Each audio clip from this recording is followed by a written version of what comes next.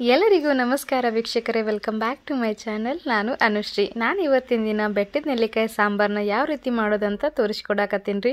ಯಾರೆಲ್ಲ ನಮ್ಮ ಚಾನಲ್ನ ನೀವು ಸಬ್ಸ್ಕ್ರೈಬ್ ಮಾಡ್ಕೊಂಡಿಲ್ಲ, ಪ್ಲೀಸ್ ದಯವಿಟ್ಟು ಸಬ್ಸ್ಕ್ರೈಬ್ ಮಾಡ್ಕೊಳ್ಳಿ. ಹಾಗೆ ಬೆಲ್ ಬಟನ್ ಮೇಲೆ ಕ್ಲಿಕ್ ಮಾಡಿ ಒಂದು ಲೈಕ್ ಮಾಡಿರಿ.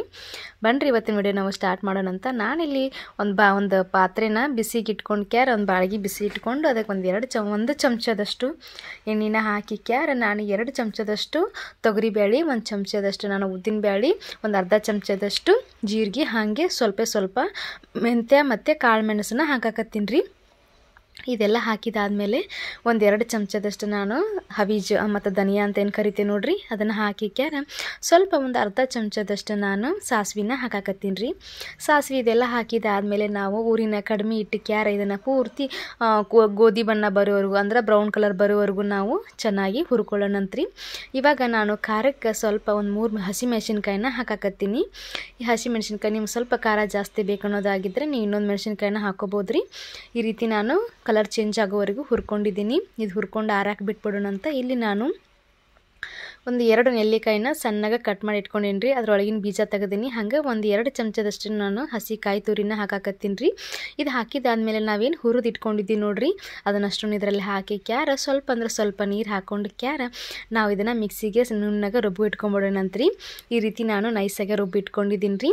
ಈ ರೀತಿ ರುಬ್ಬಿ ಮಾಡೋದ್ರಿಂದ ನೆಲ್ಲಿಕಾಯಿ ತುಂಬ ಚೆನ್ನಾಗಿ ಅನ್ಸುತ್ತೆ.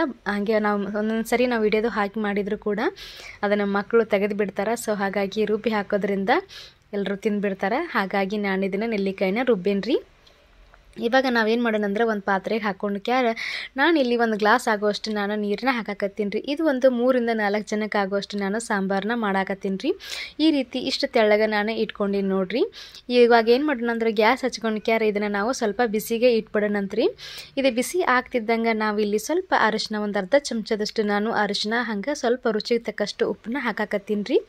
ಇದು ಹಾಕಿ ಸ್ವಲ್ಪ ನಾವು 1-2 ನಿಮಿಷದವರೆಗೂ ನಾವು ಚೆನ್ನಾಗಿ ಕುದಿಸೋಬೇಕು ರೀ. ಈ ರೀತಿ ಕುದಿಸಿ ಮಾಡೋದ್ರಿಂದ ತುಂಬ ಚೆನ್ನಾಗಿ ಬರುತ್ತೆ. 1-2 ನಿಮಿಷ ಕುದೀತಂತಂದ್ರೆ ಹಸಿ ವಾಸನೆ ಎಲ್ಲನೂ ಹೋಗಿಬಿಡುತ್ತೆ. ಸೊ ಇವಾಗ ನಾವೇನು ಮಾಡೋಣ ಅಂತಂದ್ರೆ ಒಗ್ಗರಣೆಗೆ ರೆಡಿ ಮಾಡ್ಕೊಳ್ಳೋಣಂತ್ರಿ. ನಾನಿಲ್ಲಿ 1-2 ಚಮಚದಷ್ಟು ಎಣ್ಣೆನ ಹಾಕ್ಕೊಂಡು ಒಂದು ಅರ್ಧ ಚಮಚದಷ್ಟು ಸಾಸಿವೆನ ಹಾಕಾಕತ್ತೀನಿ ರೀ. ಸಾಸಿವೆ ಹಾಕಿದ ಆದಮೇಲೆ ನಾನು ಒಂದು ಅರ್ಧ ಚಮಚದಷ್ಟು ಮತ್ತು ಜೀರಿಗೆನ ಹಾಕಾಕತ್ತೀನಿ ರೀ. ಜೀರಿಗೆ ಹಾಕಿದ ಆದಮೇಲೆ ನಾನು ಕರಿಬೇವು ಹೆಸರನ್ನ ಹಾಕಿ ಅಷ್ಟು ಚಟಪಟ ಸಿಡಿತಿದ್ದಂಗೆ ನಾವು ಒಗ್ಗರಣೆನ ಹಾಕೊಂಡ್ಬಿಡೋಣಂತ್ರಿ. ಈ ಸಾಂಬಾರಿಗೆ ಒಗ್ಗರಣೆ ಹಾಕಿದಾದ್ಮೇಲೆ ಒಂದು ಪ್ಲೇಟ್ ಮುಚ್ಚಿ 1-2 ನಿಮಿಷ ಕುದಿಯೋಕೆ ಬಿಟ್ಬಿಡೋಣಂತ.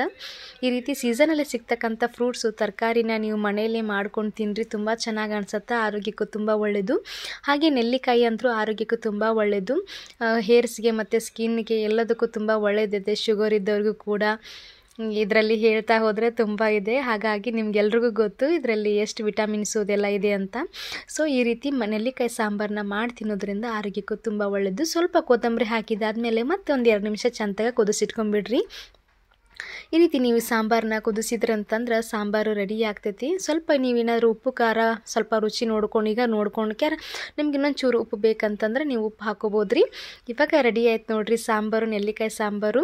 ಇದರ ಬೇಳೆ ಬೇಯಿಸೋ ಹಾಗಿಲ್ಲ, ಏನು ಮಾಡೋಂಗಿಲ್ಲ. ಹಾಗೆ 1-2 ನೆಲ್ಲಿಕಾಯಿ ಹೆಚ್ಕೊಂಡು ಸಾಂಬಾರು ರೆಡಿ ಆಗಿಬಿಡುತ್ತದೆ. ಅನ್ನದ ಜೊತೆಗೆ ಇದು ಹಾಕ್ಕೊಂಡು ತಿಂದ್ರೆ ಅಂದರೆ ಏನು ಪಲ್ಯನೂ ಬೇಕನ್ಸಂಗಿಲ್ಲ ನೋಡಿರಿ. ತುಂಬ ಈಸಿಯಾಗಿ ಸಿಂಪಲ್ ಆಗಿರತಕ್ಕಂಥ ರೆಸಿಪಿನ ನಿಮಗೆ ತಿಳಿಸ್ಕೊಟ್ಟಿನಿ.